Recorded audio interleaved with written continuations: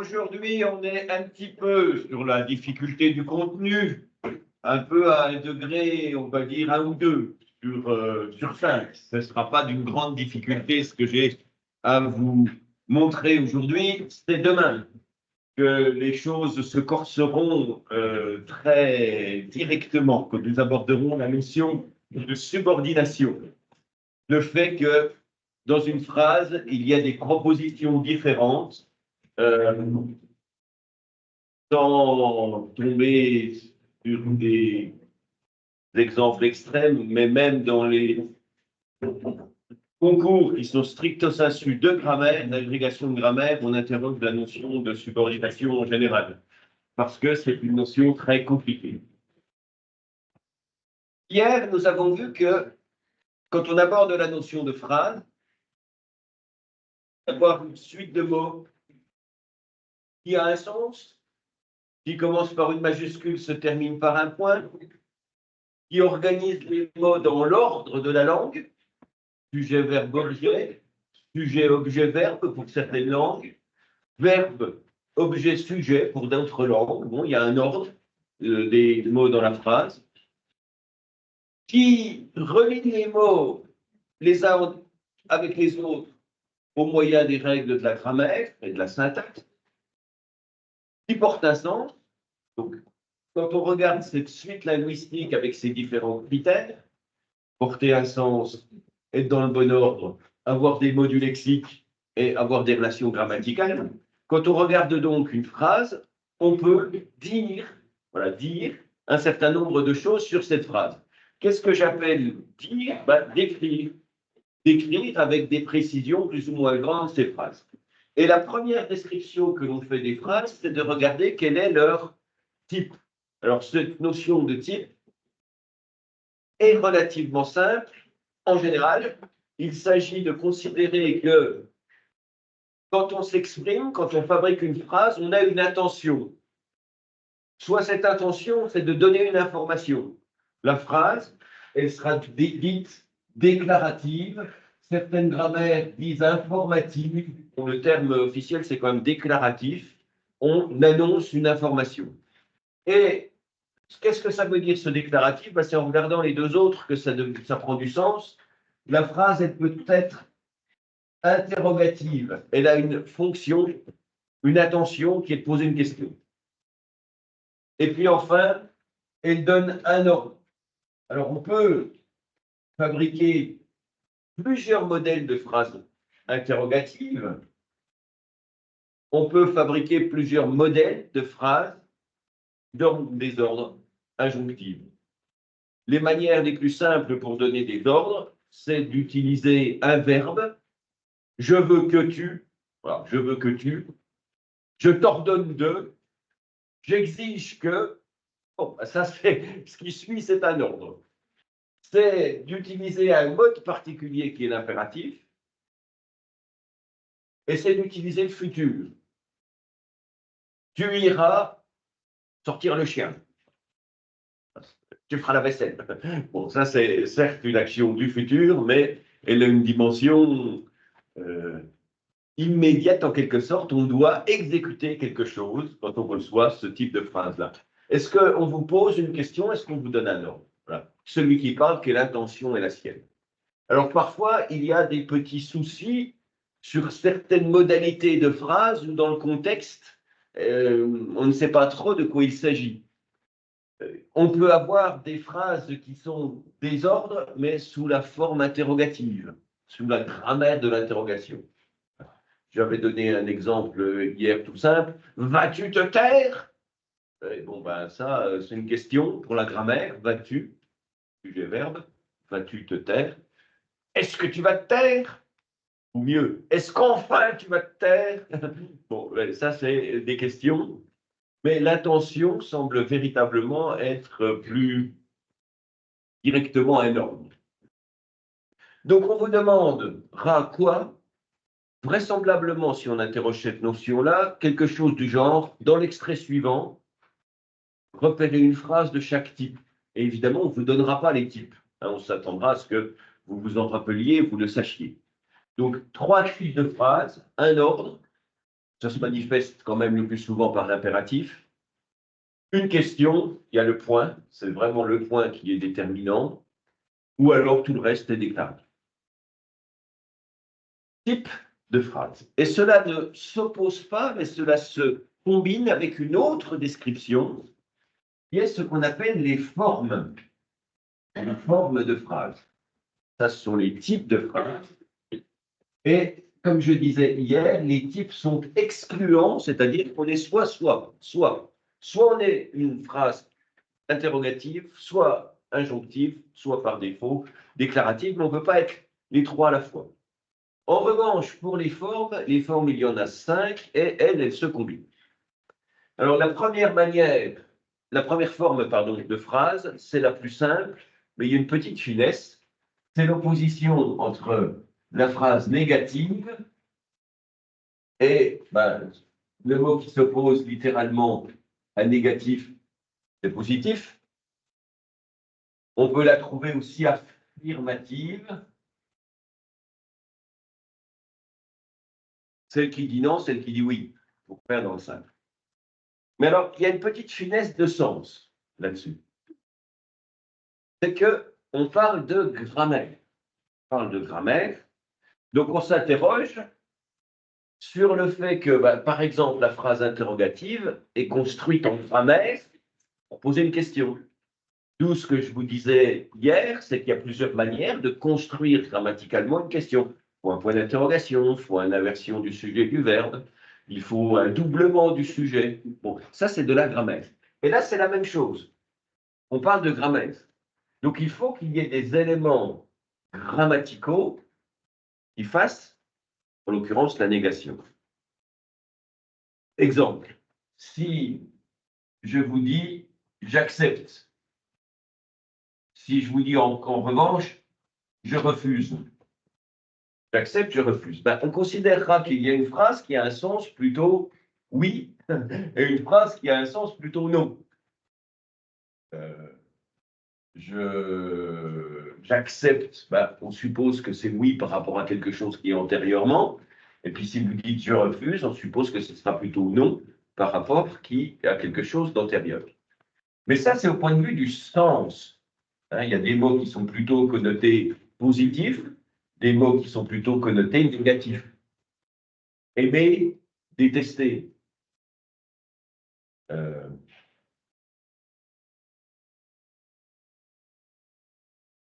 Désirer, haïr. Ces mots-là forment des binômes positifs, le bien, le mal. Mais en fait, on ne parle pas de cela. On parle véritablement de grammaire, c'est-à-dire du fait qu'il y a la manifestation des mots qui forment la négation. Autrement encore exprimé, pour être négative, une phrase doit avoir nécessairement les adverbes de négation. Et j'accepte et je refuse, même si elles ont un sens contraire, c'est des phrases positives. C'est des phrases affirmatives. Si on les voulait négatives, il faudrait mettre les adverbes qui sont les adverbes de négation. Donc, les adverbes de négation, qu'est-ce que c'est? Eh bien, celui qui, normalement, fait la négation en français, c'est ne. Il dérive du latin non, il dérive du latin ne, ne, et c'est lui qui fait la négation normalement et grammaticalement. Le souci en français oral, c'est qu'on a tendance à ne plus le mettre, à le faire disparaître. Celui qui nie maintenant véritablement, c'est ce qu'on appelle l'adverbe complément de négation. Et celui-là, c'est pas, plus, guère, avec un seul R, point. Je ne te hais point, dit Chimène à Rodrigue, ne pas, ne point, ne plus, ne guère. L'adverbe de négation, c'est ne, et l'adverbe complément de négation, c'est guère, pas, point, plus. Donc le premier seul est nécessaire. Les deux forment un binôme, mais parfois dans les dialogues, on ne trouve que le deuxième. Il suffit de m'écouter parler moi et on s'apercevra que souvent, par facilité, je n'utilise que le deuxième. Un français normé considérera que c'est le ne. Donc, d'un point de vue de la négation, oui, les phrases négatives ou positives, c'est extrêmement simple. Est-ce qu'il y a les adverbes de négation ou pas? Si oui, c'est du positif, sinon, c'est du négatif. Donc, je te déteste, c'est positif. Je te hais, c'est positif. Par contre, je ne t'aime pas, ne pas, c'est négatif. Je ne veux pas, c'est négatif. Je ne souhaite pas, c'est négatif. Vraiment, ce qui fait la distinction entre l'un et l'autre, c'est tout simplement la présence de ce ne pas, ne plus, ne point, et au minimum le ne.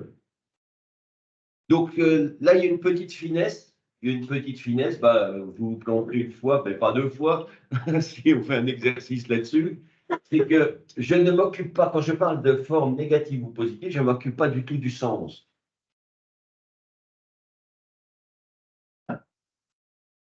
Il y a des mots qui ont un sens négatif, détester, haïr, le mal, la maladie. Je suis malade, c'est positif. Enfin, je suis malade, c'est positif. Et pourtant, on pourrait croire que. Mais je ne suis pas malade, alors là, c'est négatif. Là, c'est négatif à cause du ne pas. Donc, ne vous préoccupez pas du sens, préoccupez-vous vraiment de la grammaire. Et mon dernier exemple est très étrange parce que si je dis,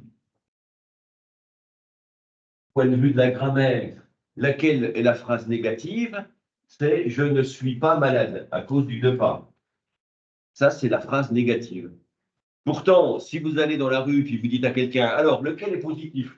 Je suis malade ou je ne suis pas malade? Tout le monde vous dira, le positif, c'est de ne pas être malade. Le positif, c'est de ne pas être malade. Donc, là, tout le monde vous dira, ça, c'est positif, parce que c'est le sens qu'il veut. Or, c'est là qui est négative. Et celle-là, elle est positive, il y a le ne pas. On ne se préoccupe pas du sens, on se préoccupe de la présence des éléments grammatiques. Ne pas, ne point, ne plus, ne guère. Bon, c'est.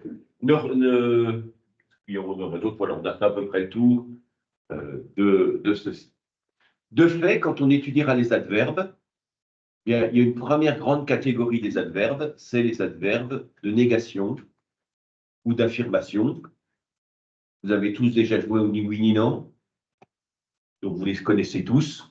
Vous direz à la place de oui, vous direz certes, vous direz affirmatif, vous direz clairement, vous direz oui. Vous avez perdu. Voilà. Adverbe, d'abord, de négation, de guerre.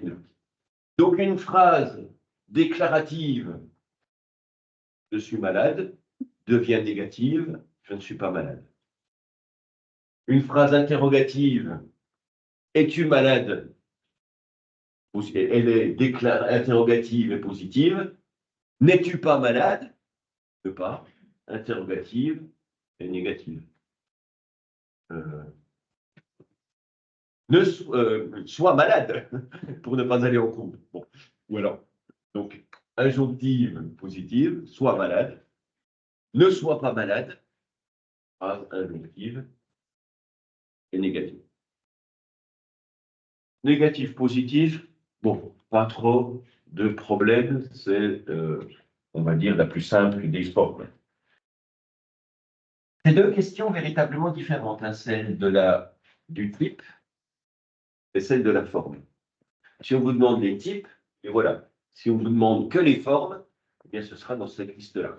Il faudra affirmatif, négatif. Deuxième, il y en a 5. Hein. Deuxième forme de phrase, qui n'est pas encore trop, on va dire, compliquée. Je les mets dans un ordre un peu croissant. Les phrases exclamatives.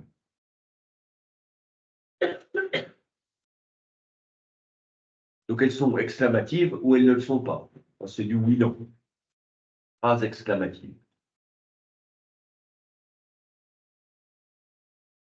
L'exclamation, qu'est-ce que c'est? C'est la manière de transmettre un sentiment.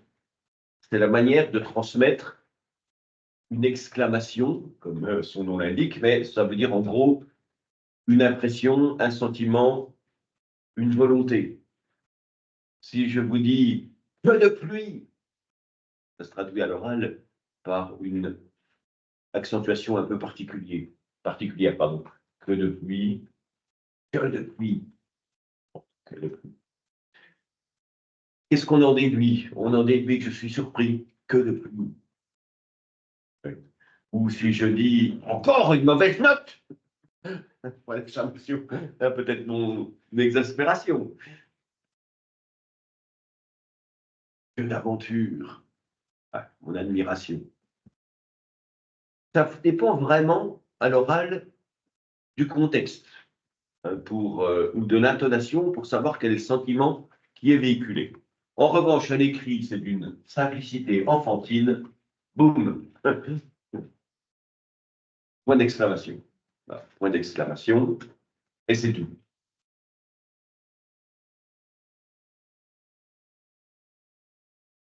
Le résultat, c'est que les phrases injonctives sont relativement souvent exclamatives. Pas toujours. Parce qu'on peut donner des ordres sans... ah oui, dites-moi.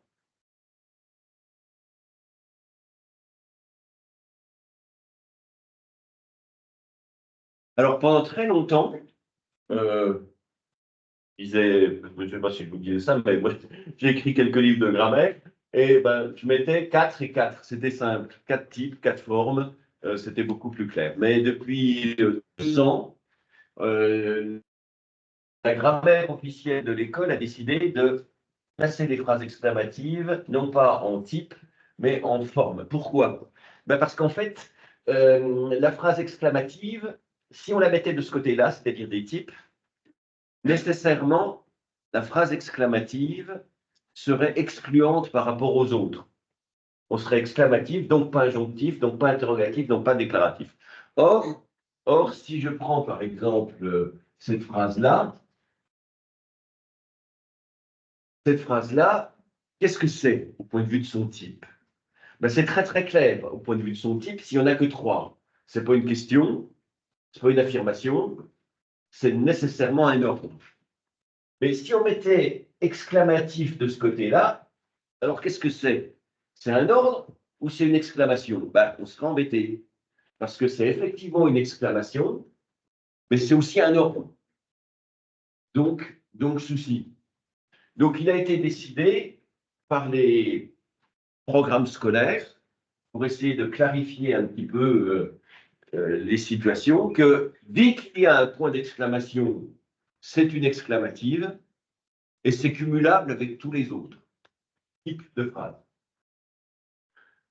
Dans les bandes dessinées, souvent vous avez des interrogations qui se terminent par plusieurs points. À savoir que celui qui parle, à la fois, il pose une question, mais en plus il met un sentiment particulièrement vivace. Encore une mauvaise note? Énervement, c'est une question. C'est une question au point de vue du type. Mais la forme qu'elle prend en plus, c'est de laisser libre cours à une exaspération. Donc c'est une question qui, en plus, est une exclamation. Donc pour répondre à votre question, on peut trouver des interrogatives qui soient aussi exclamatives parce qu'on y met un sentiment très violent, et les ordres sont très souvent des exclamations. Donc si on laissait exclamatif comme type, il y aurait en permanence confusion. Or, le principe de la grammaire, c'est d'essayer C'est une impression que vous n'avez peut-être pas. Mais la grammaire, ça tente de clarifier la situation. Et donc, si on laissait les exclamatives ici, ce serait plutôt une confusion qu'autre chose.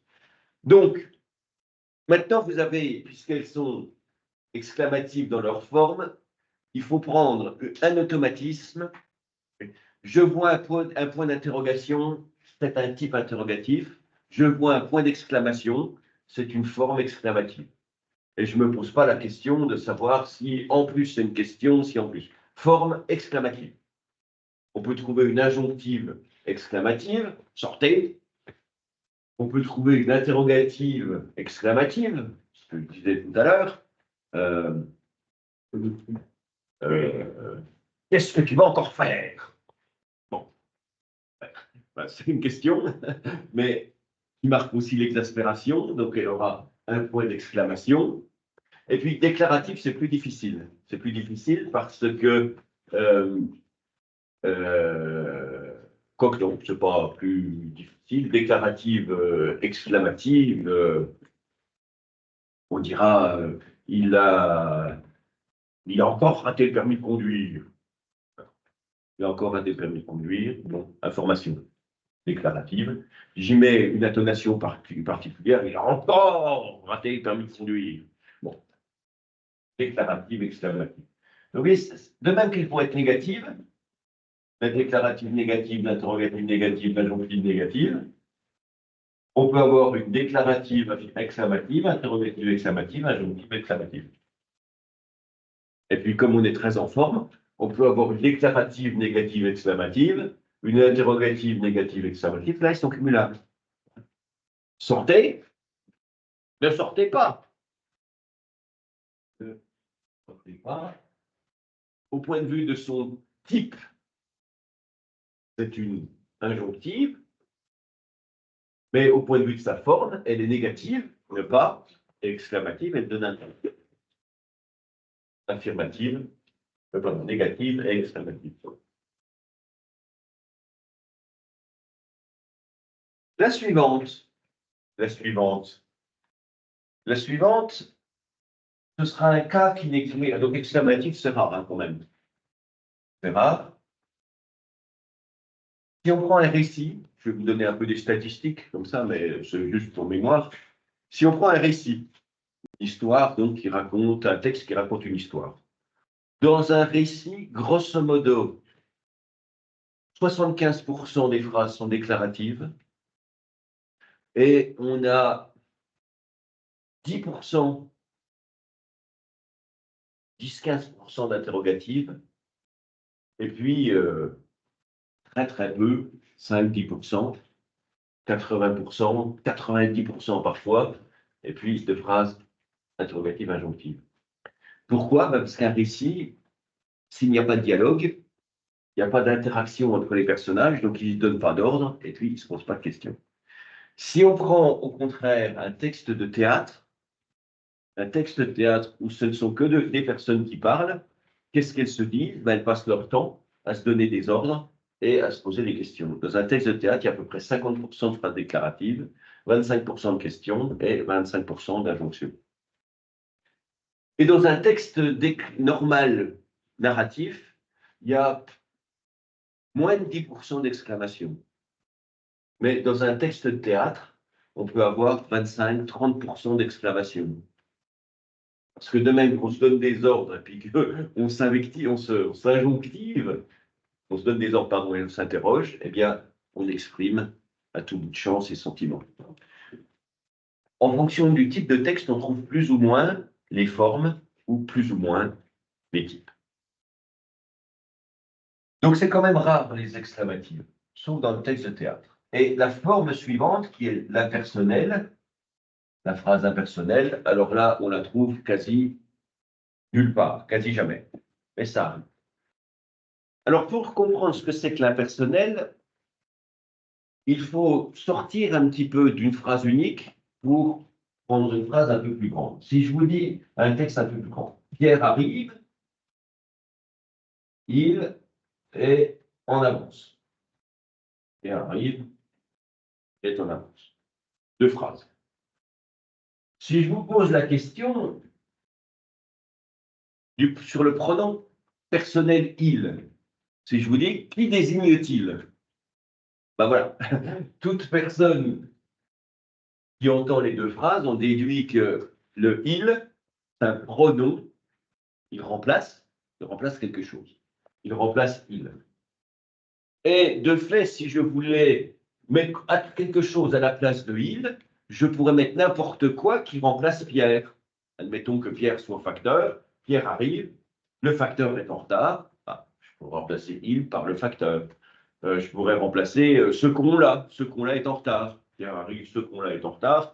Ce con-là, ça désigne quoi? Ça désigne, eh bien, il n'y a personne qui s'appelle Pierre parmi vous, j'espère. Je prends toujours les mêmes prénoms, mais jamais gaffe.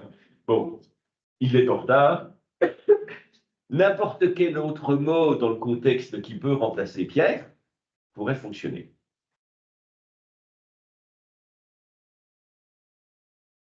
Une phrase impersonnelle, elle utilisera un il de ce type-là, mais qui n'est remplaçable par rien du tout. Rien du tout. C'est-à-dire qu'il ne remplace pas une personne, il est impersonnel. Alors, ça arrive dans quel cas? Ça arrive dans des cas extrêmement rares, comme par exemple, alors je vous fais une liste des cas où ça arrive. D'abord, les verbes climatiques. Les verbes climatiques, c'est-à-dire il pleut. Et dans il pleut, Pierre arrive, il est en retard, il pleut. Vous ne pouvez pas me dire Pierre pleut. Le il ne remplace pas Pierre. Vous ne pouvez pas me dire le ciel pleut. Le ciel pleut, ça ne veut rien dire du tout. Le nuage pleut non plus. Il pleut, ben, le il ne remplace rien du tout. Il est impersonnel. C'est le sujet, pas de problème, c'est le sujet. Il pleut, il neige, il vente, il fait mauvais, oui.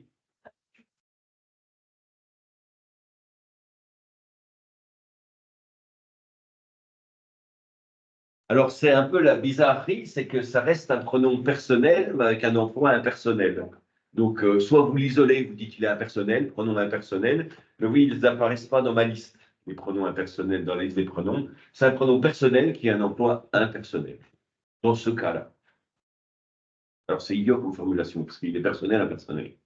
Il est beau, il est grand et petit, il est personnel et impersonnel. Il pleut, il neige, il vente, il tonne, je ne sais pas quoi, tout, bon, le climat. Des expressions toutes faites. Il faut,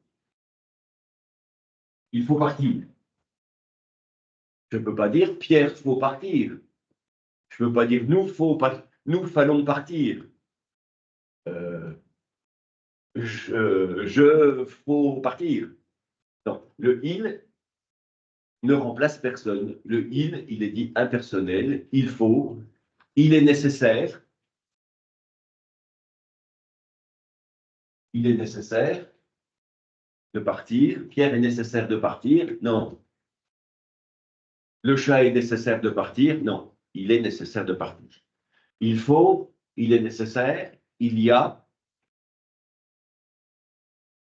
Ah, il y a une maison dans la forêt. Une maison, il y a dans la forêt. Donc, il y a, il faut, il était une fois, il était une fois. Tout cela, ce sont des emplois qui sont impersonnels. Grosso modo, ça reste quand même extrêmement, extrêmement rare. Mais ça arrive, surtout si vous avez un compte, mais il commencera par il était une fois. Donc, il y en a deux de pronoms impersonnels.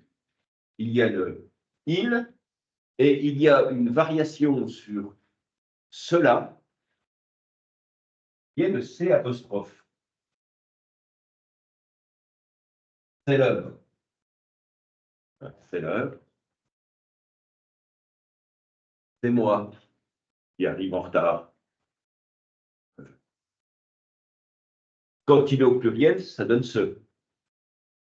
Ce sont les enfants qui jouent dans la cour. T apostrophe et il sont les deux pronoms impersonnels. Donc, il n'y a que ces deux-là. Parfois, quand on a compris un peu le principe de l'impersonnel un peu à moitié, on rajoute on. Mais on, c'est un pronom personnel, il peut se remplacer par n'importe quoi.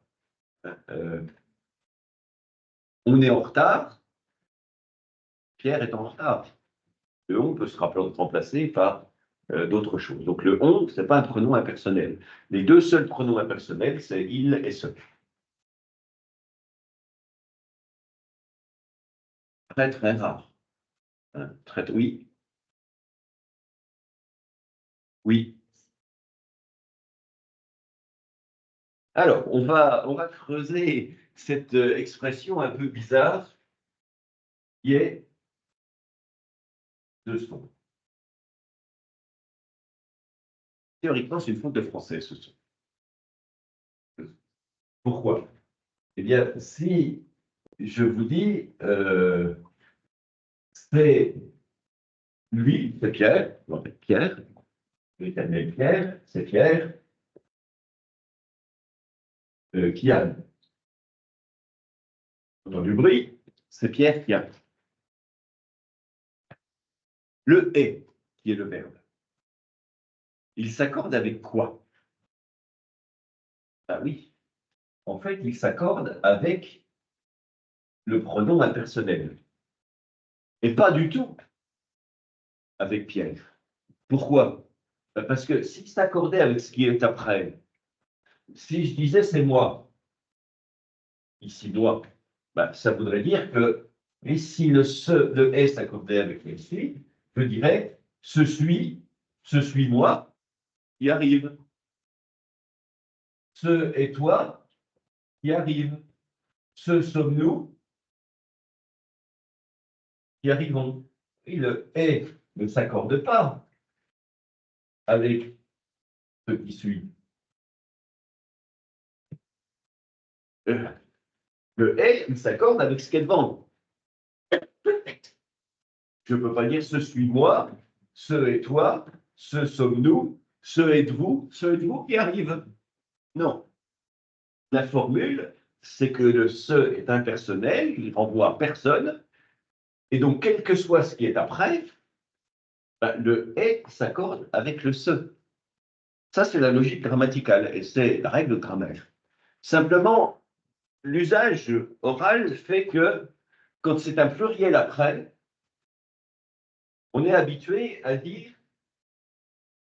ne pas ce sommes, nous, ce sont, ce êtes, vous, mais ce sont, eux, ce sont les enfants, comme si ce qui suivait était en fait le sujet. Mais techniquement, c'est quand même une faute de grammaire, qui est acceptée par la plupart des grammaires, parce que tout le monde le dit. Et comme la grammaire, c'est une description, faut bien se plier à l'usage. Oui, le son serait accordé avec le pluriel qui va après. Mais c'est jamais le cas en théorie. On n'accorde jamais le verbe avec ce qui est après, c'est toujours avec le ce qui s'accorde. Il y a un verbe en espagnol qui fonctionne comme ça, c'est le verbe gustar. Il y en a qui ont fait de l'espagnol avec vous, parmi vous, le verbe gustar, aimer, il s'accorde avec le complément, avec ce qui est après. Ami, donc moi, ami, me gusta, elle, je sais pas quelle est quoi, la coche. J'aime bien la voiture. Ami, me gusta, et après c'est un singulier, la coche. Si c'était un pluriel, las coches, ça ferait ami me gustan. Las coches, c'est-à-dire que le verbe gustar, il s'accorde avec ce qui est pour nous plutôt son complément, ce qui est après. En français, ça n'existe pas. Donc, nécessairement, le verbe, c'est est en toutes circonstances, parce qu'en toutes circonstances, c'est le C qui est son sujet. Donc, c'est Pierre et Jean, c'est nous qui sommes en retard, c'est eux qui sont en retard, c'est les animaux qui se mangent, c'est toujours un c'est. Sauf que les écrivains comme tout le monde dira plutôt ce sont. Ce sont les enfants, ce sont eux qui sont en retard, etc. Donc, qu'est-ce qui se passe si on vous demande d'analyser une phrase de type ce sont eux? Ben, le ce, il reste impersonnel, quoi qu'il se passe. Ce, il reste impersonnel. Et puis, le verbe, nécessairement, il devrait s'accorder avec son sujet. Mais comme ce n'est pas le cas, la grammaire, pour ce cas-là, a inventé une petite distinction. Ça, c'est le sujet réel, parce que c'est toujours ce qui est le sujet, donc c'est le sujet réel. Et celui-là, on dira que c'est le sujet d'accord avec lequel on fait l'accord. Certaines grammaires parlent de sujet désigné, pour dire oui, dites-moi. Oui. C'est une phrase impersonnelle. Alors, si on vous le demande, si on vous demande juste la phrase, vous dites, bah, ce sont les enfants, phrase impersonnelle, ce, pronom impersonnel. Après, si on vous demande d'analyser les accords, c'est là que ça devient compliqué, ce que je dis, puisque le sujet normal, c'est ce, mais simplement le verbe ne s'accorde pas avec lui, il s'accorde avec ce qui est après. Donc, on parlera de sujet réel pour le ce et de sujet d'accord pour ce qui est après. Oui. Oui, oui. Et de même qu'il y a un couple, elles sont soit négatives, soit positives. En général, on ne dit pas que les phrases elles sont positives, parce qu'elles sont toutes positives, sauf quelques-unes. Elles sont soit exclamatives, soit non exclamatives. Donc en général, on ne les dit pas non exclamatives, parce que elles ne le sont pas. Au signal, ça existe. Puis pareil pour un personnel. Dans un texte, si vous avez deux phrases impersonnelles dans un texte, c'est le bout du monde. Et si je reprends le texte d'hier, par exemple, dans le texte d'hier, je ne vais pas m'amuser à signaler toutes celles qui sont positives ou toutes celles qui sont non exclamatives ou toutes celles qui sont impersonnelles, parce que c'est toutes. Et si je prends Léopold s'assura que le troisième était au complet, bon, elle est déclarative, mais elle est positive, non exclamative, non impersonnelle. Ils étaient 12 élèves. Positive, non exclamative, impersonnelle. Tandis que le professeur gagnait sa place au fond de la salle, le patron alla retirer le bec de canne. Positive, non exclamative, impersonnelle. Donc oui, elles sont toutes non impersonnelles, non exclamatives, positives. Donc en général, on ne signale que quand elles sont négatives, que quand elles sont exclamatives et que quand elles sont personnelles et pas quand elles ont le caractère normal en quelque sorte. Alors pour revenir à votre remarque, ce qu'on appelle impersonnel, c'est le fait que le sujet ne peut pas être remplaçable par autre chose. Un objet, un chat, une voiture, un cartable, Pierre, Paul, Jacques, Marie, aucun mot ne peut remplacer le ce ou le il. Sauf entre eux. Il est leur, c'est leur. Les impersonnels peuvent se remplacer entre eux, mais c'est tout. Donc, où trouve-t-on des impersonnels? Dans les verbes climatiques en général et dans des expressions figées, du genre il faut partir, il est nécessaire de, il était une fois, il y a.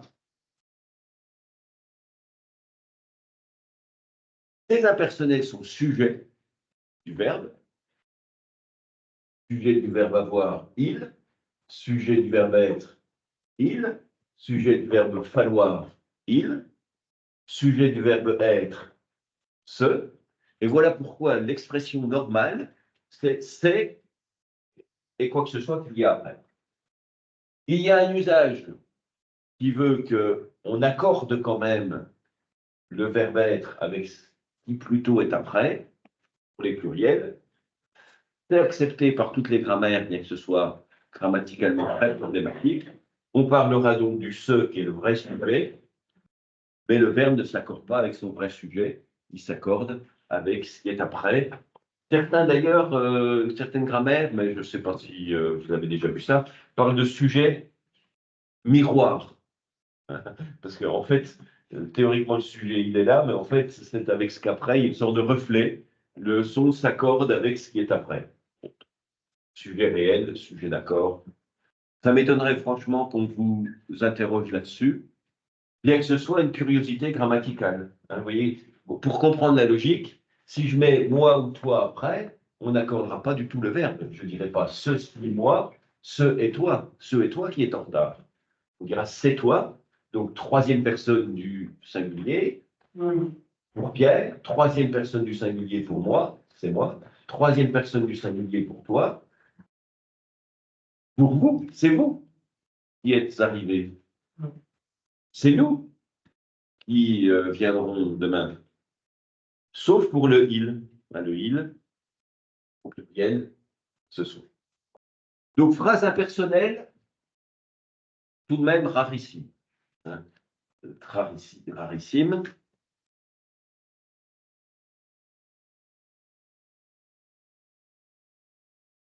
Il est nécessaire. Il est nécessaire de partir. Impersonnel, interrogative. Est-il nécessaire?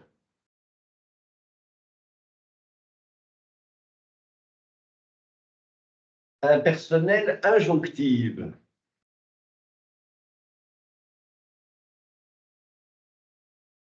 Plus compliqué.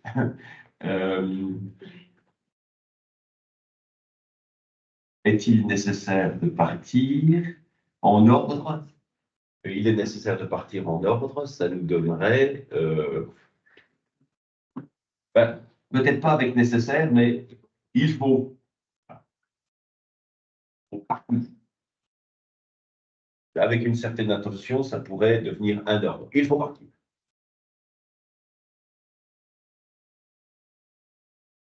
Il faut partir. Faut-il partir? Il faut partir. Point. Si je les veux maintenant négatives, ben, il n'est pas nécessaire. Si je la veux négative exclamative, ça me donnera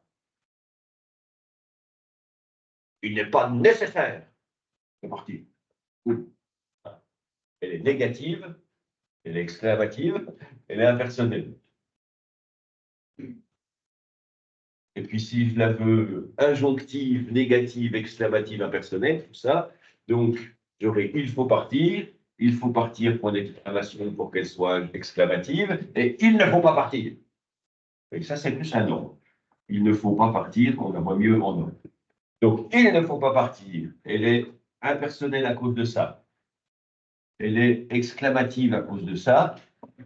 Et elle est négative à cause de ça. Il ne faut pas partir.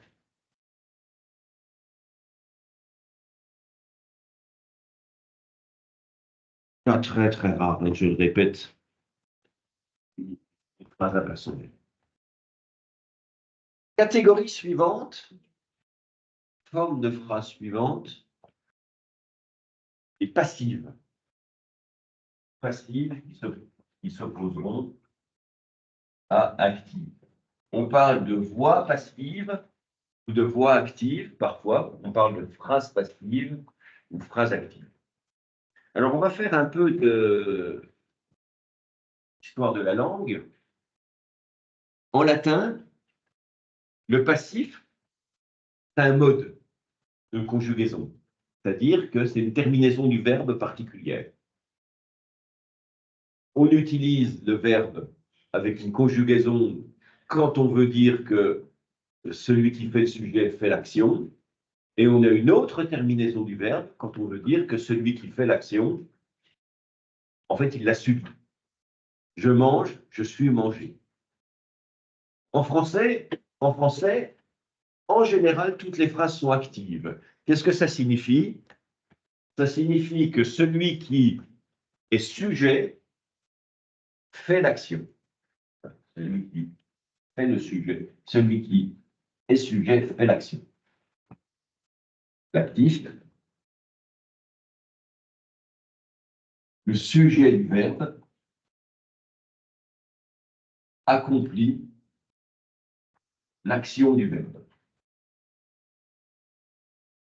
Celui qui fait le qui est sujet accompli. Pierre mange des pommes. Qui est-ce qui mange? C'est Pierre.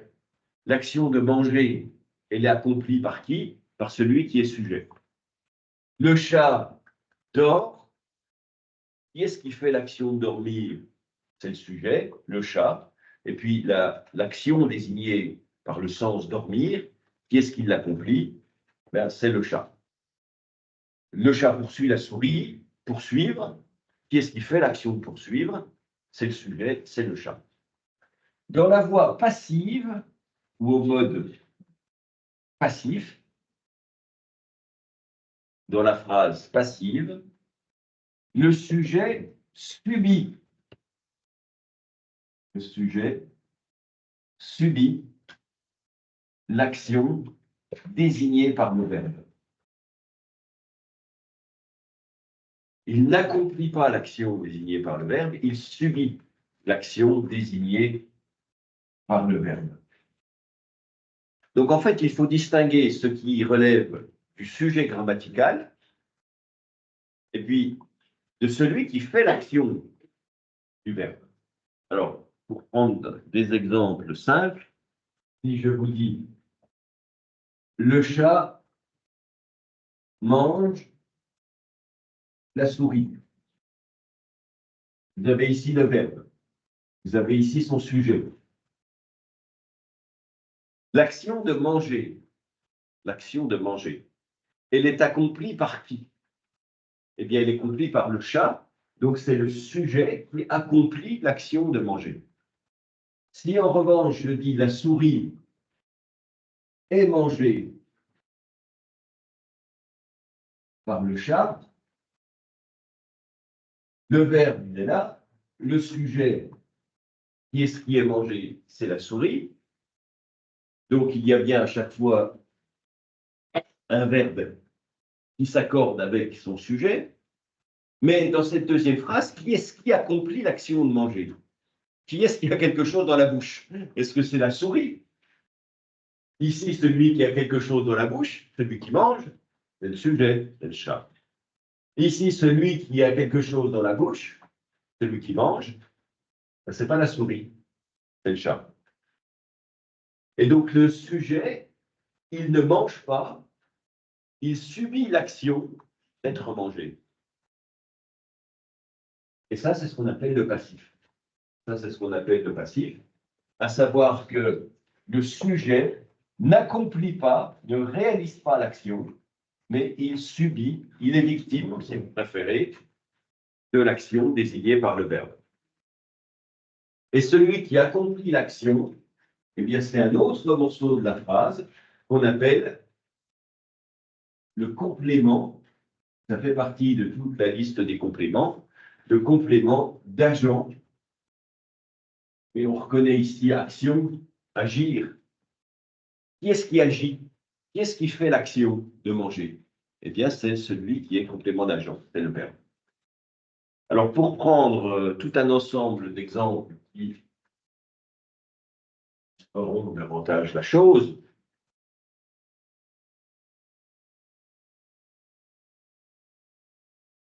les pommes sont coupées par le cuisinier. Les pommes sont coupées par le cuisinier. Eh bien, qui est-ce qui sont coupées? Les pommes, donc sujet, verbe. Mais l'action de couper, qui est-ce qui coupe? Qui est-ce qui mange? C'était le chat. Qui est-ce qui coupe? Eh bien, c'est le cuisinier. Et donc, le cuisinier, il est complément d'agent, c'est lui qui réalise l'action de couper. Pour savoir si la phrase est passive, il faut prendre le verbe en lui-même et vous demander, ce verbe, il désigne quelque chose. Il désigne une action.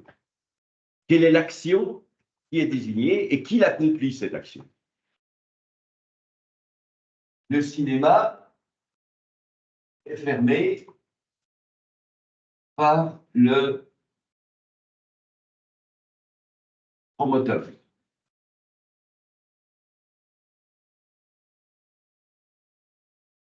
Qu'est-ce qui est fermé? Le cinéma. Mais qui est-ce qui ferme? Eh bien, c'est le promoteur, complément d'agent. La route est coupée par la neige. Eh bien, même principe. Qui est-ce qui coupe? Ce n'est pas le sujet. Celui qui coupe, c'est celui qui est au bout. C'est le complément d'agent. Dans une phrase au passif, il y a un sujet qui n'accomplit pas l'action du verbe, désigné par le verbe, mais qui en est la victime, qui subit cette action. Alors, qu'est-ce qu'on peut vous demander sur les phrases passives? La première chose, c'est de les repérer. Et dans mes exemples ici, bon, ça peut peut-être être simple. Dans la vraie vie, c'est beaucoup plus difficile dans un vrai texte, pour différentes raisons que je développerai dans un instant. Donc, on peut vous demander de les repérer. Dans le texte suivant, trouvez-moi un type une forme de phrase passive. On va la repérer. Qu'est-ce qu'on peut vous demander? On peut vous demander de prendre une phrase active et de la transformer au passif. Alors, comment on fait pour transformer une phrase au passif? Eh bien, ça se fait en 4 temps. Vous vous souvenez, vous avez sans doute fait ça lorsque vous étiez au collège, la transformation passive. Bon, je ne sais pas ce qu'il y a de plus difficile, mais transformation passive. Vous avez une phrase donc active. Le sujet accomplit l'action. Le chat poursuit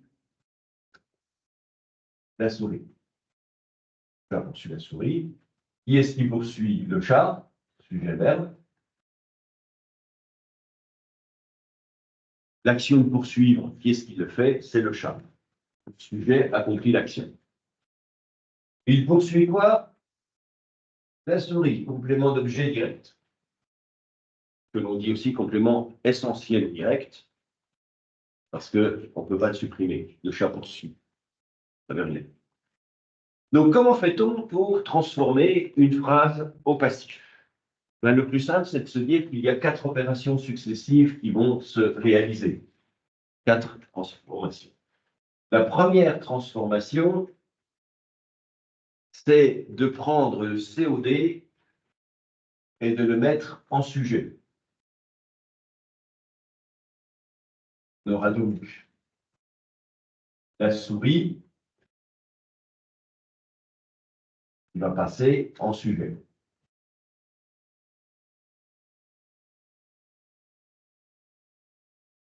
La deuxième opération, c'est de prendre le sujet et de le mettre en complément d'agent. Donc la souris passe sujet, le sujet passe de l'autre côté du verbe en complément d'agent, et les compléments d'agent, ils sont introduits généralement au moyen de la préposition par. Donc on a là le chat poursuit la souris passe sujet, la souris, le chat poursuit. La souris par le chat.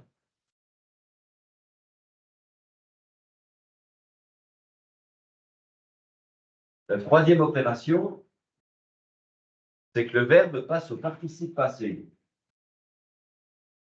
Participe passé. Suit devient poursuivi. Suivi. Et la quatrième opération, c'est l'ajout de l'auxiliaire être.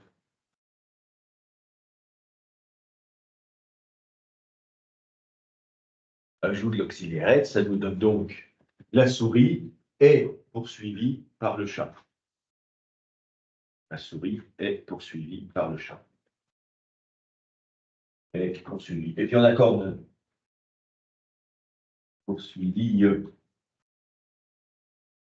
La souris est poursuivie par le chat.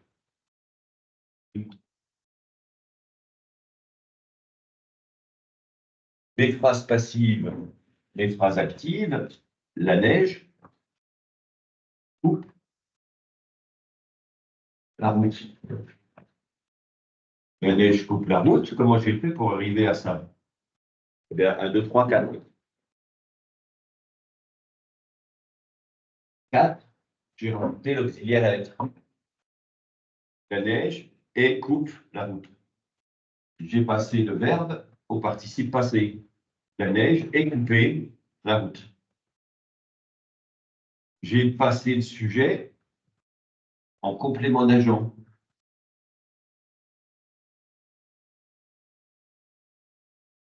Et j'ai passé le COD en sujet. La neige coupe la route. J'ai passé la route en sujet.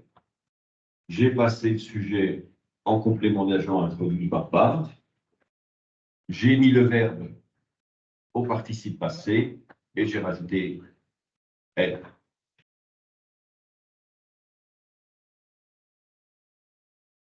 2, 4.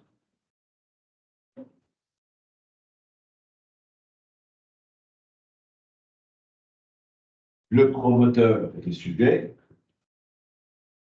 Ferme le cinéma.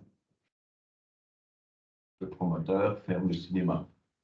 Le cuisinier coupe les pommes. Le cuisinier coupe les pommes. Alors, petit exercice pour vous.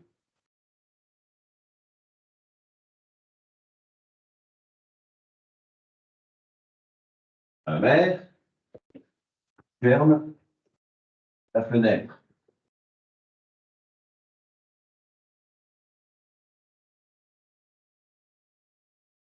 La voiture écrase le chat. Ouais, phrase un peu joyeuse. Ma mère ferme la fenêtre. La voiture écrase le chat. Voilà. 1, 2, 3, 4.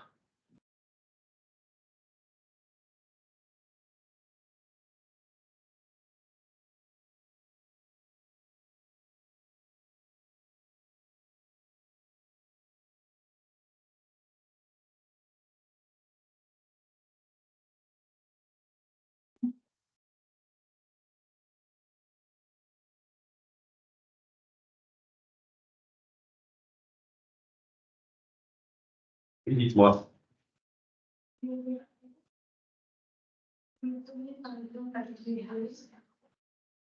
la même ferme la fenêtre. On va dire la fenêtre a été fermée par ma mère. Alors, mais a été fermé, c'est un passif, mais simplement c'est un passif passé. Au présent, la fenêtre est fermée, la fenêtre a été fermée, la fenêtre avait été fermée, la fenêtre aura été fermée, la fenêtre. Simplement, si vous mettez un été à un moment donné, c'est que vous utilisez un temps composé. Je reviendrai dans un instant sur ma question comment on les reconnaît. Parce qu'il y a un problème de temps composé, effectivement, qui entre en jeu. Donc, 1, les COD par sujet. En 2, les sujets passent complément d'agent. Ça me donnera donc par ma mère, par la voiture. En 3 et en 4, rajoute est. Et puis, je passe les verbes au participe passé. Donc, ça me donne la fenêtre est fermée par ma mère. Le chat est écrasé par la voiture. Participe passé, ferme, fermé, écrase, écrasé. Ma mère par ma mère, voiture par la voiture. Et puis, fenêtre et chambre. Sur cette transformation passive, vous voyez que j'ai un sujet, un verbe, un COD.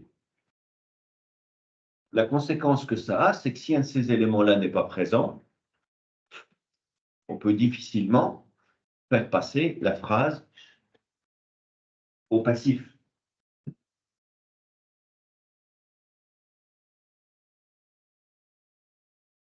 Pierre mange. Point. Qu'est-ce que fait Pierre? Il mange. Pierre mange. S'il n'y a pas de COD, ben, il n'y a rien pour devenir sujet. Donc on pourrait dire par Pierre et manger par Pierre. Mais il n'y a pas de sujet. Donc, pas de COD, pas de bras, pas de chocolat. Pas de COD, pas de passif. Pas de COD, pas de passif.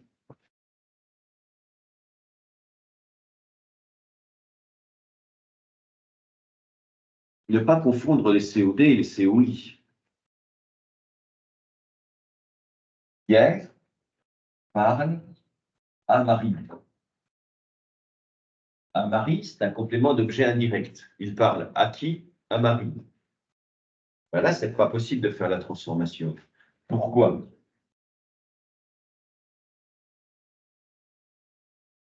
Par Pierre. Marie, parler et Marie est parlée par Pierre. Marie est parlée par Pierre. Difficile, point de vue de la grammaire et de la sonorité. Marie est parlée par Pierre. Oui, la transformation, c'est 4 flèches. C'est 1, 2, 3, 4. Je rajoute est, je passe le verbe au participe passé, est parlé, et j'inverse sujet et verbe. Ben, Marie est parlée par Pierre. Complément d'objet indirect, pas de passif. Pas de passif avec les compléments d'objet indirect. C'est que les compléments directs.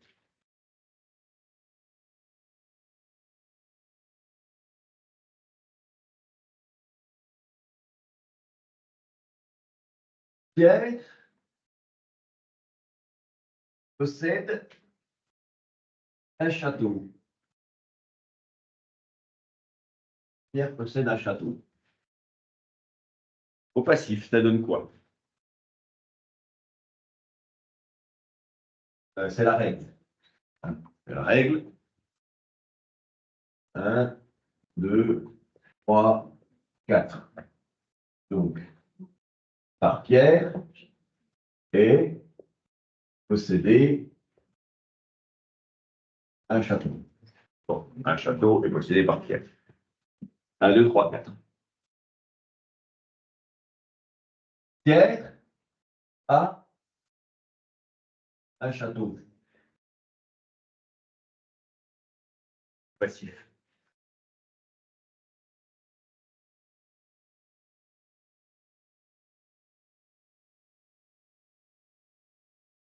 C'est quoi le passif, le participe passé de avoir? Il a, son participe passé, c'est eu, effectivement.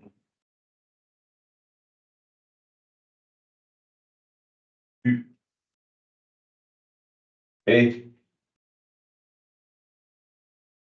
château par Pierre. Un château est tu par Pierre. Un château est tu par Pierre. Oh. Non, non, non, non. Un château est tu par Pierre, ça ne marche pas. Pourtant, le verbe avoir, il a un passif. Mais ce n'est pas tout à fait le même fonctionnement.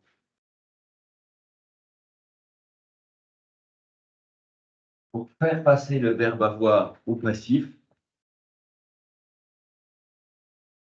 on se contente de remplacer le verbe par l'auxiliaire être.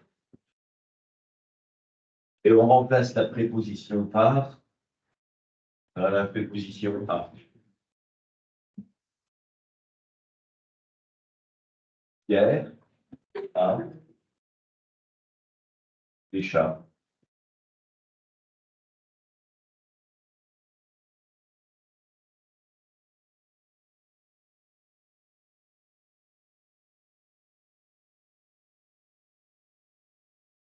Les chats sont Pierre, mais pas par Pierre, mais à Pierre. Si on vous demande la transformation passive, elle se fait en 4 temps. Mais pour le verbe avoir, c'est plutôt 3 temps. C'est plutôt 3 temps et c'est une préposition particulière. C'est pas par, c'est à. À Pierre. Et on se contente de remplacer avoir par être, on ne conserve pas le participe passé du verbe avoir. Donc, le sujet passe, complément d'agent, mais introduit par A. Le COD passe sujet, et on remplace avoir par être. Les chats sont à Pierre. Oui.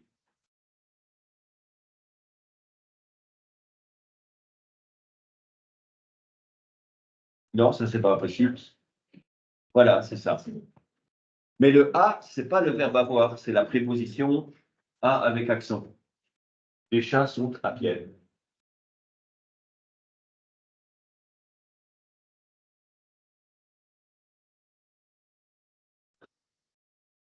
Autre élément à savoir, et ce sera le dernier sur le passif, sur la transformation passive, c'est que les verbes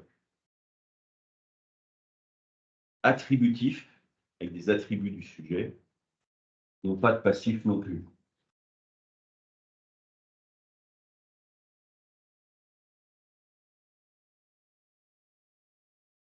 Pierre reste facteur, demeure,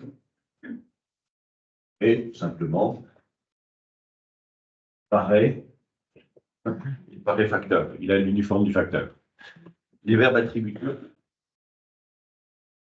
pas de passif. Pourquoi? Parce que ça nous donnerait facteur et paru par Pierre, et resté par Pierre, et demeuré par Pierre, et été par Pierre. Facteur est resté par Pierre, et ça veut rien dire, c'est grammaticalement problématique. Et devient été, demeure devient demeuré, resté devient reste devient resté, paraît devient paru. Bon, ça, c'est le participe passé. On rajoute est devant, et on inverse sujet COD, et attribut, pardon. Ben, ça ne veut rien dire. Facteur est paru par Pierre, facteur est resté par Pierre, facteur est demeuré par Pierre, facteur est été par Pierre, ça ne marche pas. Donc, qu'est-ce qu'il faut que vous conserviez comme information pour l'instant sur le passif? Sur la transformation passive, pardon. La transformation passive, elle se fait en 4 temps. Je les avais marqués ici, vous les avez encore dessinés ici. On inverse sujet COD, le verbe passe au participe passé, et on ajoute être, qu'on accorde. Mais les COI et les attributs n'ont pas de passif. Pas de passif pour les verbes attributifs, être, paraître, rester, demeurer, avoir l'air de. Et pas de passif quand il n'y a qu'un COD. Un COI, pardon. Et puis, avoir un passif un peu particulier. Le va est remplacé par a.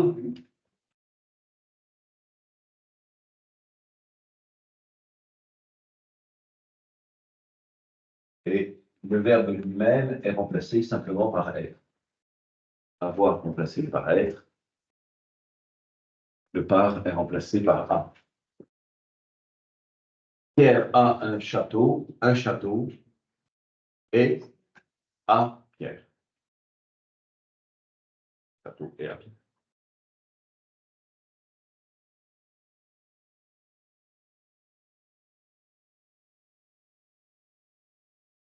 Fabriquez-moi une question, une phrase interrogative, est passive. Oui. Parce que si on fait les différentes étapes de la transformation, ça n'a pas de sens. La phrase n'a pas de sens. Alors, je vous donne des exemples. Quand la grammaire fabrique des phrases qui n'ont pas de sens, c'est que la transformation qui a eu lieu ne se pouvait pas se faire. Ça donne une règle, hein. Les verbes qui ont des compléments d'objet indirects n'ont pas de passif, et les verbes qui sont des verbes attributifs n'ont pas de passif non plus. Donc, si je dis le chat est noir, noir, c'est un attribut du sujet à cause du verbe être. Si je m'amuse à faire les 4 transformations qui nous donneraient le passif, chat deviendrait par le chat. Le sujet devient complément d'agent.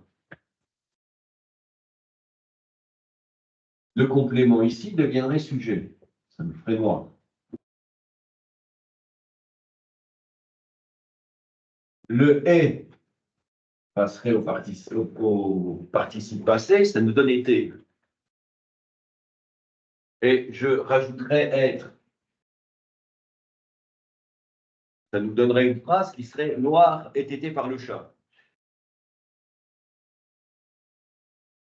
Vous allez dans la rue et vous dites à quelqu'un noir est été par le chat, et même si vous faites distinguer les mots et pas est été, mais noir est été par le chat. Si vous dites à quelqu'un dans la rue le cinéma est fermé par le promoteur, bon, les pommes sont coupées par le cuisinier, la personne va comprendre la phrase. Si vous dites noir est été par le chat, il ne comprendra rien du tout.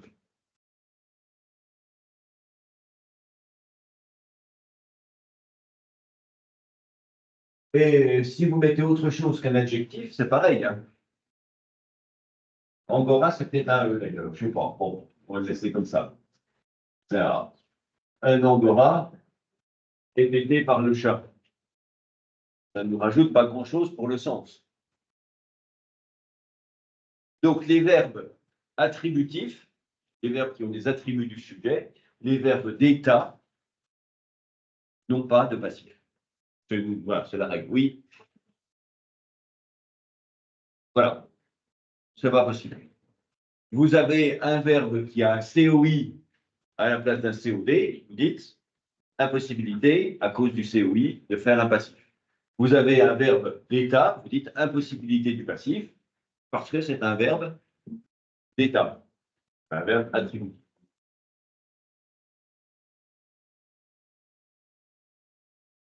Bon. Alors ça, c'est la première difficulté qu'on peut trouver, c'est, ou question qu'on peut vous poser, c'est donnez-nous la voix passive, la forme passive de la phrase. Alors j'étais en train de vous poser une question, c'était oui, le type de phrase déclaratif, donc tout ça c'est de la déclaration. Si je prends une phrase interrogative et que je la veux passive, ben, il faut qu'elle remplisse les conditions d'avoir un COD.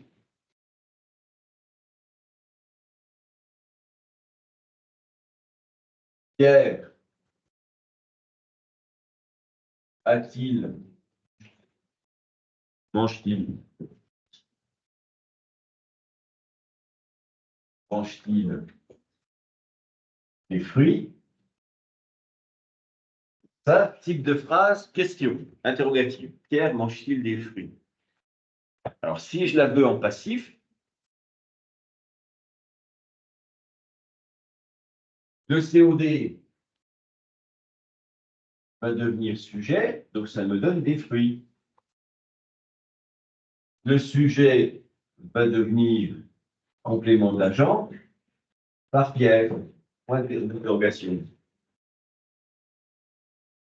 Mange va devenir manger. Il faudra que je l'accorde. Et puis je rajoute le verbe être, accorder lui aussi. Sont-ils, les fruits sont-ils mangés par Pierre? Donc, cette phrase-là, c'est un type interrogatif et interrogatif passif pour sa forme. Si je la voulais en plus négative, les fruits ne sont-ils pas mangés par Pierre? Ça commencerait à être un peu une fabrication très artisanale.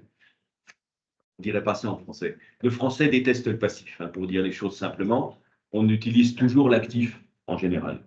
C'est très très rare qu'on fasse des phrases passives. Essayez maintenant de réfléchir par vous-même pour me donner un exemple. Je voudrais fabriquer une phrase passive, une phrase passive, mais à partir d'une phrase active qui aura un pronom comme sujet. Vous fabriquez une phrase qui a un pronom comme sujet. Et vous regardez ce que ça me donne comme phrase passive.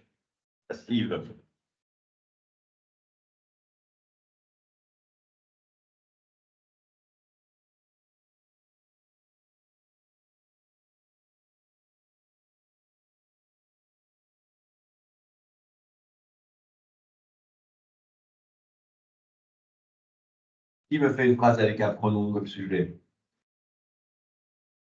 Il faut un pronom et puis il faut un COB. Oui? Il mange. Gourmand va. Il mange du chocolat. Du chocolat. Il mange quoi? Du chocolat.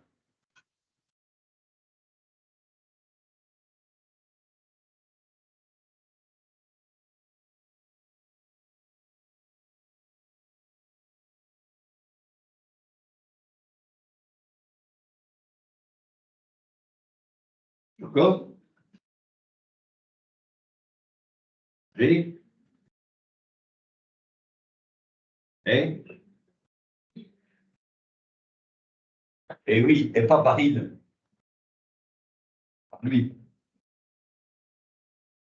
Du chocolat est mangé par il. Franchement, il faut prendre bien un pronom, mais il faut prendre un pronom qui est un pronom personnel, mais pas sujet, parce qu'il n'est plus sujet. Donc, il faut prendre un pronom complément.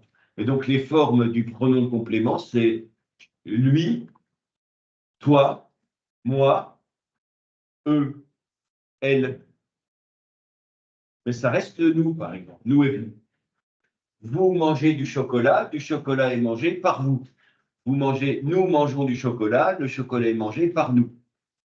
Vous, nous, ça reste des pronoms sujet ou complément. Le il devient lui, le je devient moi, le toi, le tu devient toi, et le il au pluriel devient tout. Ils mangent au pluriel du chocolat est mangé par eux. Je mange du chocolat par moi, par toi, par nous, par nous.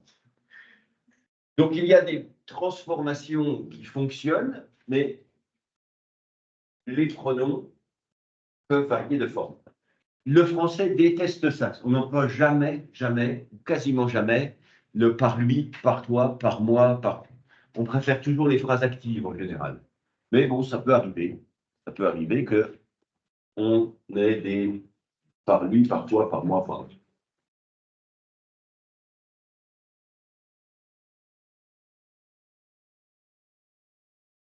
Dernière question sur le passif. Savoir les reconnaître. Ah. Alors pourquoi y a-t-il un problème pour savoir les reconnaître?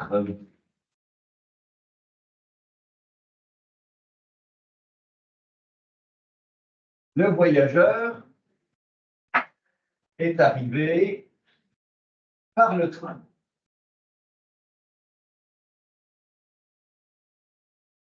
Le voyageur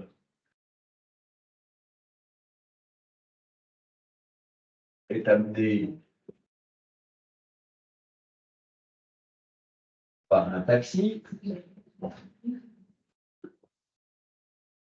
Le chat est attrapé par le chien. Le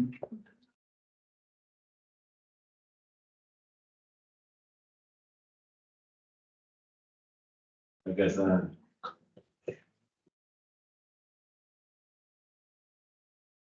est ouvert par son propriétaire.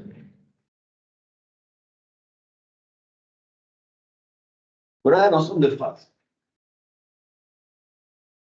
Ces phrases, elles sont toutes construites pareil. Il y a un sujet, il y a un verbe être, il y a un participe passé, il y a une préposition, et il y a un groupe nominal avec déterminant. Donc, déterminant, préposition, participe passé, auxiliaire être, nom commun et déterminant. Et pourtant, il y en a une qui n'est pas passive.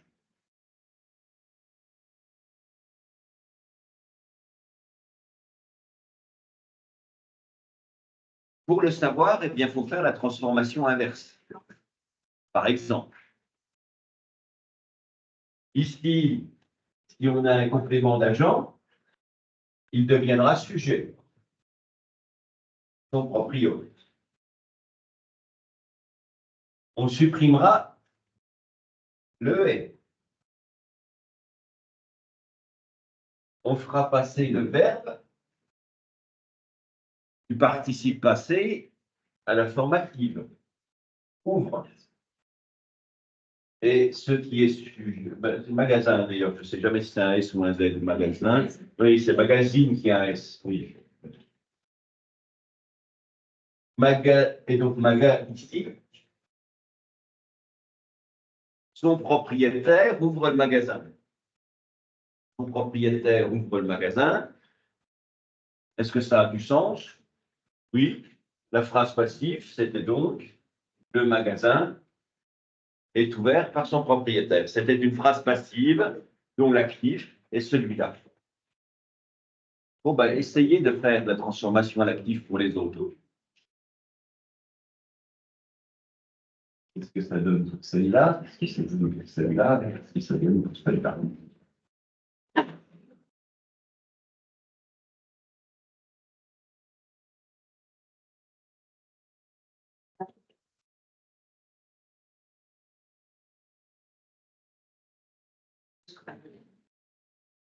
Bien. Chien. Je supprime est. Je remets le verbe à sa forme nominale, conjuguée, attrape, et le sujet passe COD. Le chien attrape le chat. Bon, ça a du sens. Le chien attrape le chat. Donc, le chat est attrapé par le chien, c'était sa forme passive.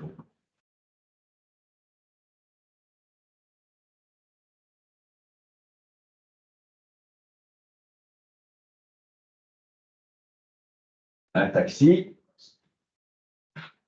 amène le voyageur. Phrase passive, phrase active. Alors, celle du dessus. Le train arrive le voyageur.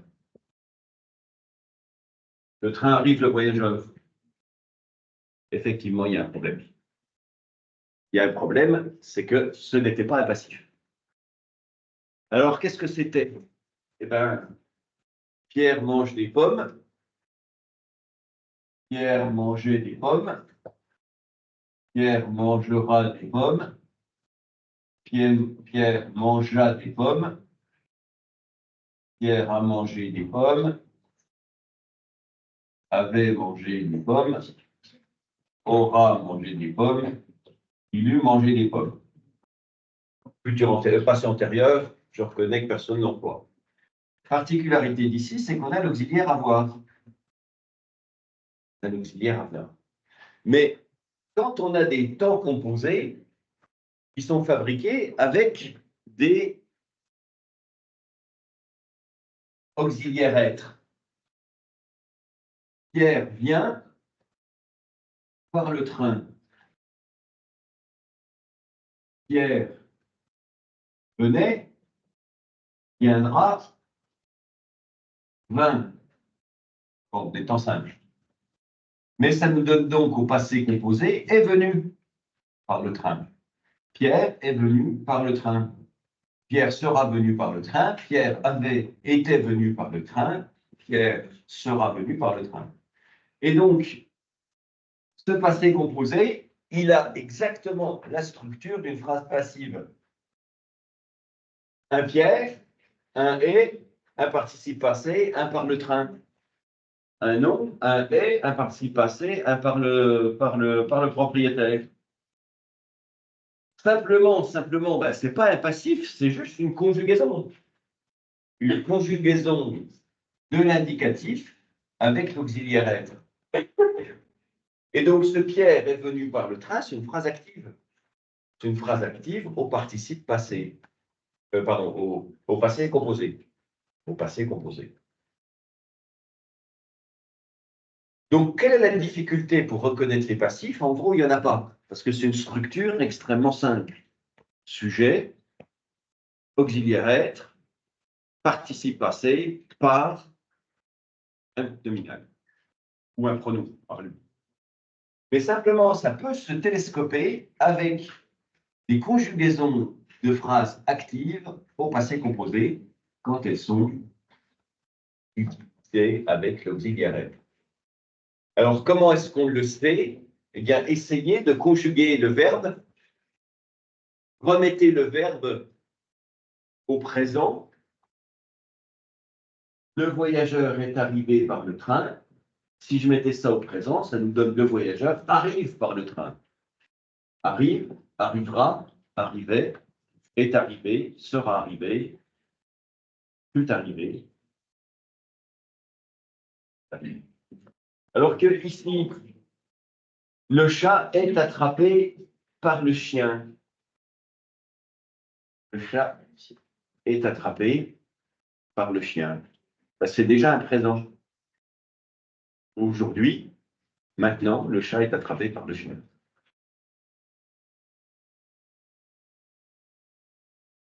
Qu'est-ce qu'on peut essayer de regarder pour distinguer le passé composé d'une phrase passive? Eh bien, on peut repartir de l'idée de qui fait l'action. Qui vient? Est-ce que c'est le complément d'agent ou est-ce que c'est le sujet? Si c'est le complément d'agent, c'est une phrase passive. Si c'est l'action de venir qui est utilisée par le sujet, c'est une phrase active. Donc ici, on n'a pas de complément d'agent, on a en fait un complément circonstanciel de manière. Pierre, sujet, venir, le verbe, comment, par le train. Le complément d'agent, il répondra à la question par qui? Le cinéma est fermé par qui? Le chat, la souris est mangée par qui? Le chien est attrapé par qui? Par le complément d'agent. Pierre est venu par qui? Non, est arrivé comment? Par le taxi.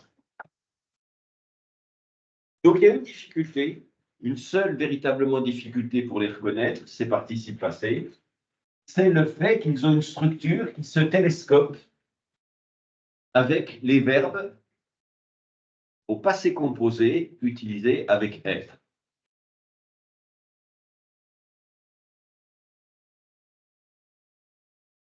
Qu'est-ce qu'on a comme verbe qui s'utilise avec l'auxiliaire être? Qu'est-ce qu'on en a là?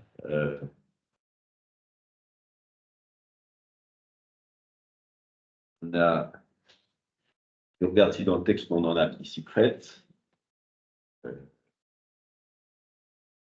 Gagner, à gagner, à retirer. On a allé, ligne 2. Pierre va à Paris. Ça nous donnerait est allé à Paris. Alors, la phrase Pierre est allé à Paris, est-ce que c'est un passif? Ben, on peut répondre non de manière très simple, c'est que de toute façon, il n'y a pas de COD.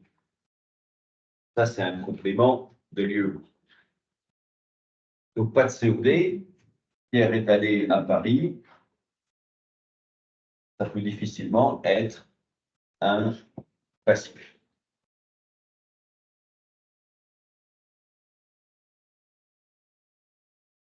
Donc, la difficulté des passifs, c'est comment on les transforme. Difficulté numéro 1. Ou difficulté numéro 2, c'est la confusion qui peut être faite avec les passés composés qui se conjuguent avec le verbe être.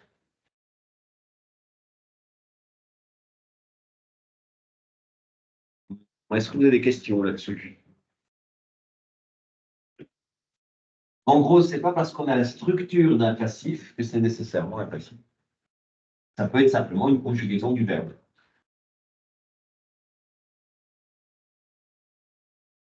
On fera demain un exercice avec toutes les formes, un texte où il faudra repérer toutes les formes. Donc ça se réactivera demain. Dernière, 1, 2, 3, 4, il m'en reste une. Il m'en reste une à regarder. Cette dernière qui reste à regarder, c'est ce qu'on appelle la forme emphatique. Emphatique. Négative, exclamative, impersonnelle, passive, cinquième solution, emphatique. Qu'est-ce que c'est qu'une phrase emphatique? C'est une phrase dans laquelle celui qui parle fait un effet de style pour insister sur un élément. C'est une phrase dans laquelle on voit une insistance, une mise en évidence, si vous préférez, mise en évidence d'un élément. Mise en évidence d'un élément. Pierre va à Paris. Voilà une phrase. Oui. Il n'y a pas. On est personnel ou impersonnel, il y a une opposition. On est exclamatif ou pas exclamatif, c'est le pas. Et puis on est emphatique ou pas emphatique. Emphatique. En phase. En phase. Voilà une phrase. Pierre va à Paris. Si je voulais que l'on comprenne bien que c'est à Paris qu'il va, si je voulais insister sur Paris, si je voulais mettre en évidence le mot Paris, comment pourrais-je faire? Eh bien, je pourrais utiliser un procédé d'insistance, je pourrais utiliser un procédé de mise en évidence du mot Paris. Je pourrais construire ma phrase pour que Paris apparaisse davantage. Alors, quelle manière est-ce que je pourrais utiliser pour, on va faire une petite carte mentale, pour faire l'emphase? La première, eh bien, c'est la répétition. Pierre va à Paris. À Paris. Pierre va à Paris. À Paris. Bon. je répète. La conséquence de quoi? Dans cette phrase qui était toute bête, Pierre va à Paris, je rajoute un morceau, Pierre va à Paris, ben, ça permet d'insister sur cette notion de Paris. Paris émerge d'autant plus que je le répète. Si je voulais insister sur Pierre, j'aurais j'aurais doublé Pierre. Pierre va à Paris. Si je double Pierre, ben, j'insiste sur Pierre. Si je double Paris, j'insiste sur Paris. Donc la première manière de faire de l'emphase, de faire une phrase emphatique, c'est d'utiliser un procédé qui est un procédé de répétition. Le deuxième procédé, c'est des procédés d'inversion. Inversion. Je peux fabriquer des phrases qui finalement sont limite grammaticales. Qu'est-ce que je dirais? Eh bien, je dirais à Paris, Pierre va. À Paris, Pierre va, théoriquement, ce n'est pas grammatical. Hein. Mais en l'occurrence, je construis une phrase comme ça pour que vous compreniez bien qu'il y a un problème avec Paris.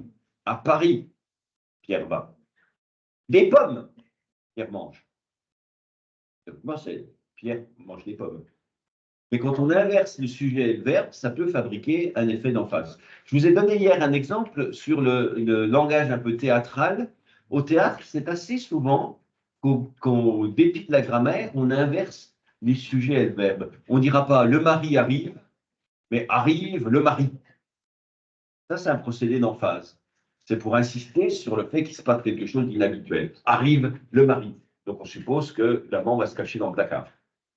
Ou surgit le loup dans un récit. Surgit le loup. Ben, on inverse le sujet et le verbe. Ça permet d'insister sur l'inhabituel de la situation. À Paris, Pierre va. Et puis ça peut se cumuler. Hein. À Paris, Pierre va. Double, on répète. Qu'est-ce qu'on peut faire pour créer un système d'assistance? Eh bien, utiliser des formules qu'on appelle emphatiques, qui font l'emphase, comme par exemple des c'est. C'est à Paris que Pierre va. C'est à Paris que Pierre va. Et si je veux insister sur Pierre, ben, je dirais c'est Pierre qui va à Paris. Et je passe d'une phrase toute simple, Pierre va à Paris. Si je veux insister sur un morceau, ben, je peux utiliser un c'est qui va mettre en évidence un morceau de la phrase. C'est Pierre va à Paris. Pierre mange des bonbons, c'est Pierre qui a mangé des bonbons.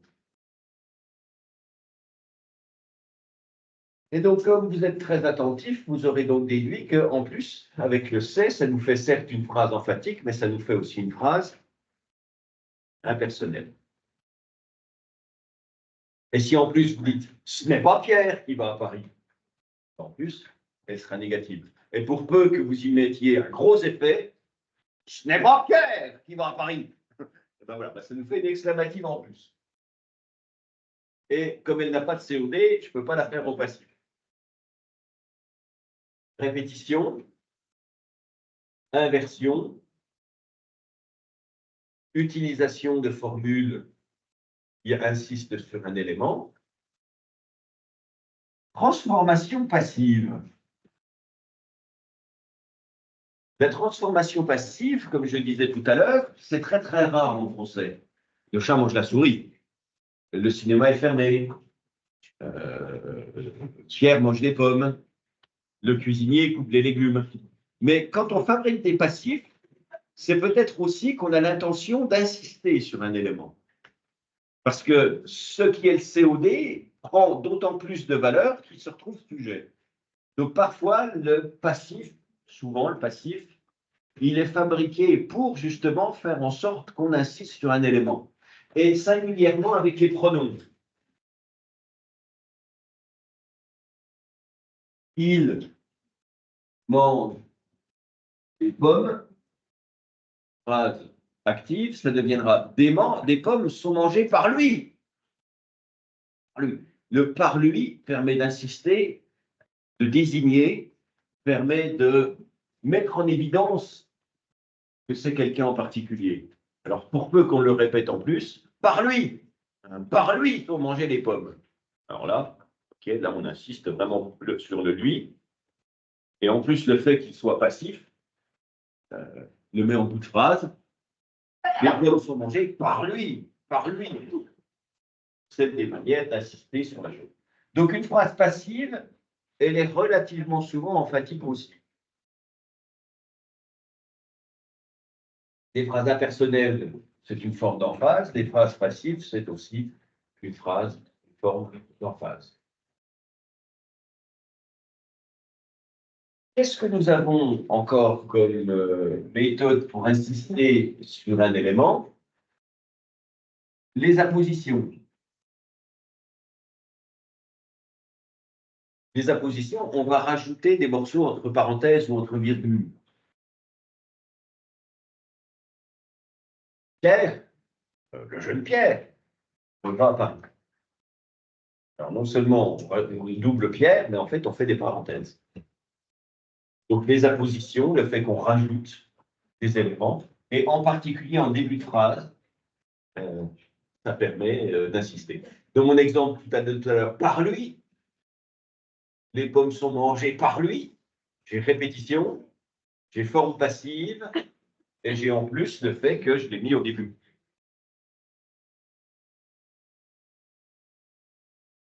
Vous avez une phrase toute simple, et dans cette phrase, l'auteur veut insister sur quelque chose. Alors, comment fait-on pour insister sur un élément? Comment fait-on pour insister sur un élément? Eh bien, on va construire la phrase pour qu'elle fasse émerger cet élément. Oui, moi. Pour là, la position, ben, c'est le fait que on va généralement au début ajouter un élément. Ajouter un élément qui va permettre d'insister, alors soit sur Pierre, sur à Paris. Alors, mettons-le au début ou à la fin. Pierre va à Paris, virgule, ville lumière. Puis la parenthèse ou entre virgules. Je rajoute un élément sur Paris. Donc ma phrase, elle se déséquilibre en quelque sorte. J'ai un sujet, j'ai un verbe, j'ai un complément, et puis j'ai un autre truc qui se rajoute, soit sur le sujet, soit sur le complément. Ce jeune homme, virgule, Pierre, va à Paris. Ben, j'ai un déséquilibre, j'ai un rajout sur un élément qui est celui du début. Oui, dites-moi. Non, n'importe où, n'importe où. Dans mon exemple ici, ce jeune homme, virgule, Pierre, virgule, va à Paris, je rajoute un morceau au début.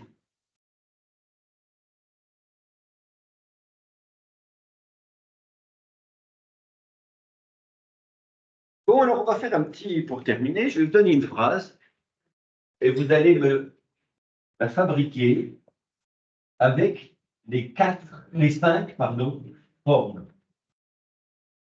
Vous allez en mettre une, puis deux, puis trois, puis quatre, puis cinq. César remporte une grande victoire. César remporte une grande victoire. C'est une phrase déclarative pour son type. Vous allez essayer de me la mettre négative, exclamative, impersonnelle, passive et emphatique. Je vais vous aider, il faut commencer par la fin, en particulier par l'impersonnel, parce que après, c'est très difficile à rajouter un impersonnel dans une phrase qui est déjà extrêmement embellificotée.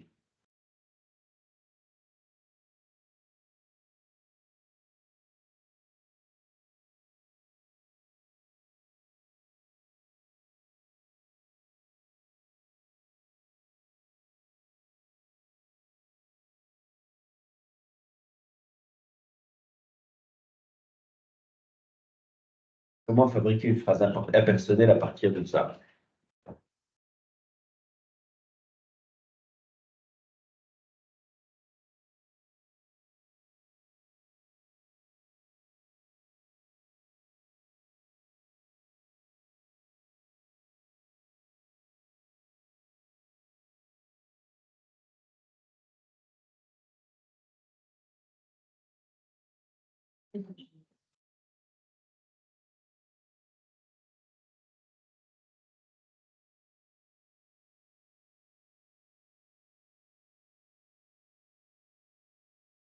Il faut y dire oui, en une seule près. Que si vous me la mettez une fois négative, une fois exclamative, bon, ça c'est facile. Mais que ce soit les 5 formes à la fois.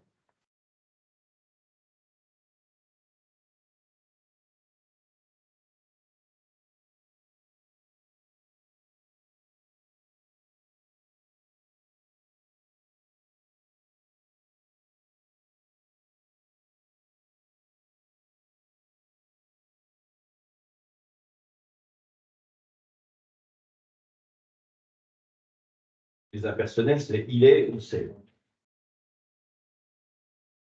Et ou c'est.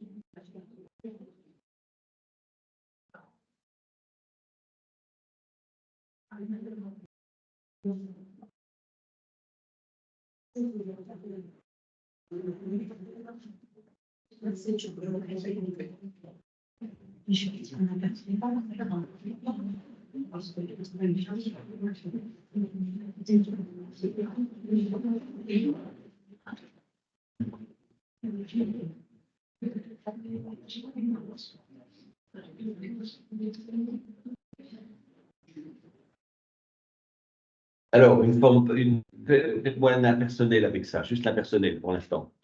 Oui. Alors, la plus simple, c'est effectivement de rajouter AC. Donc, ça nous donne C César, mais alors, après, il remporte une grande victoire. Alors, cette formule-là, elle est intéressante parce que d'abord, c'est une impersonnelle à cause du C, mais c'est aussi une des manifestations de l'emphase. Ça permet d'insister. Oui, entre cette phrase-là et celle-là, ben, on insiste, on met en valeur César. Mais si on voulait la faire encore plus emphatique, on va faire des répétitions. César, virgule, c'est César qui remporte une grande victoire. Ouais, je double le César, donc là, si vous n'avez pas compris que c'est de César qu'on parle, voilà, César, c'est César qui remporte une grande victoire. Celle-là, elle est impersonnelle à cause du c'est, et puis elle est emphatique à cause du César répété, et à cause aussi du c'est. Alors ensuite, si je la voulais passive, il faut que le COD devienne sujet. Et c'est comme ça que ça marche. Et simplement, la phrase, elle a déjà une petite, elle a déjà une modification. Donc, il faut retrouver où était le COD et puis mettre sujet. Donc, c'est plus César qui est sujet, c'est grande victoire.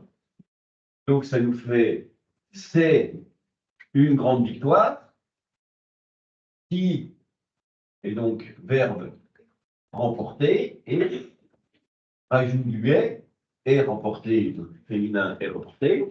C'est une grande victoire qui est remportée par César. Alors, celle-ci, elle devient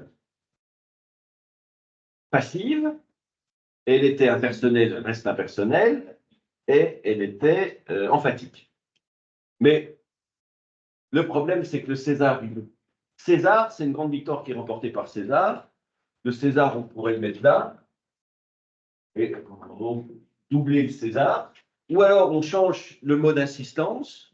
Une grande victoire, c'est une grande victoire qui est remportée par César. J'emphase sur quoi? Sur victoire, sur César, sur remporter. C'est une grande victoire qui est remportée par César. Si je double le remporté en face sur remporté, si je double victoire, si je double César, donc c'est une grande victoire qui est remportée par César, emphatique, passive, impersonnelle. L'exclamation, pas très difficile, il suffit de. Alors à l'oral, c'est plus problématique parce qu'il faut trouver le sentiment que ça va porter. C'est une grande victoire qui a été remportée par César. Par César. Ouais, content. Si je n'étais pas content, ce serait difficilement grande. Et puis alors, si je la veux négative, ben, ça dépend où je mets la négation sur la phrase du début. César n'a pas remporté une grande victoire.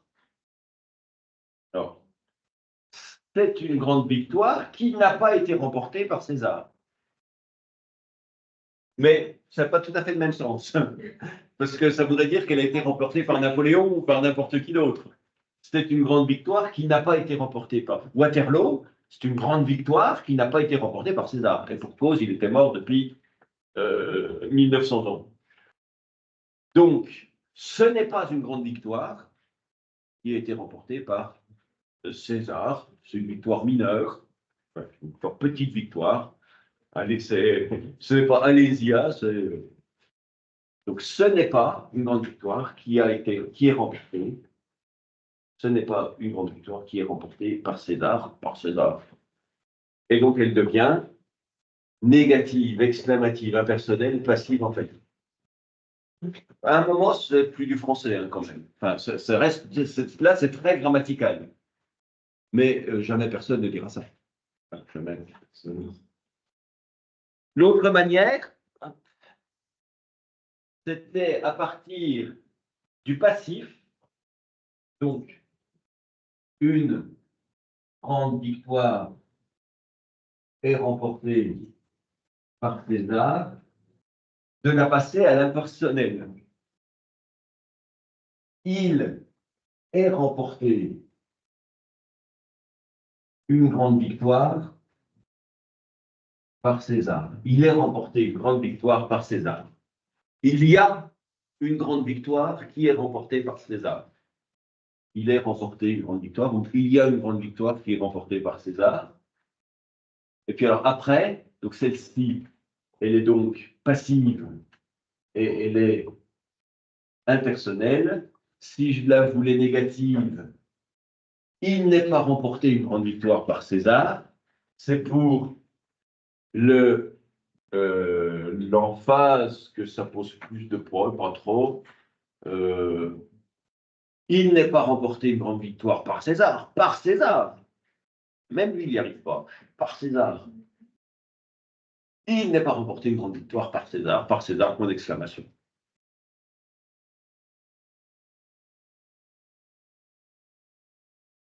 Ça pourrait être aussi, c'est par César qu'il n'est pas remporté une grande victoire. C'est par César qu'il n'est pas remporté une grande victoire. C'est grammatical, c'est quand même tarabiscoté. Mais c'est grammatical.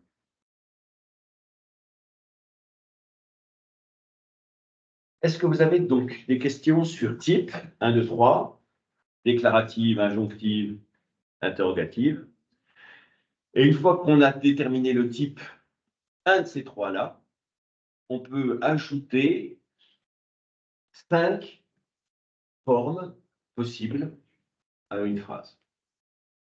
Si on vous demande, dans le texte suivant, analyser, ce qu'on fera demain, les types et les formes, il faut partir plutôt d'un classement par type, parce que ça nous fait 3 catégories. Grand 1, les interrogations, grand 2, les déclaratives, grand 3, les injonctives.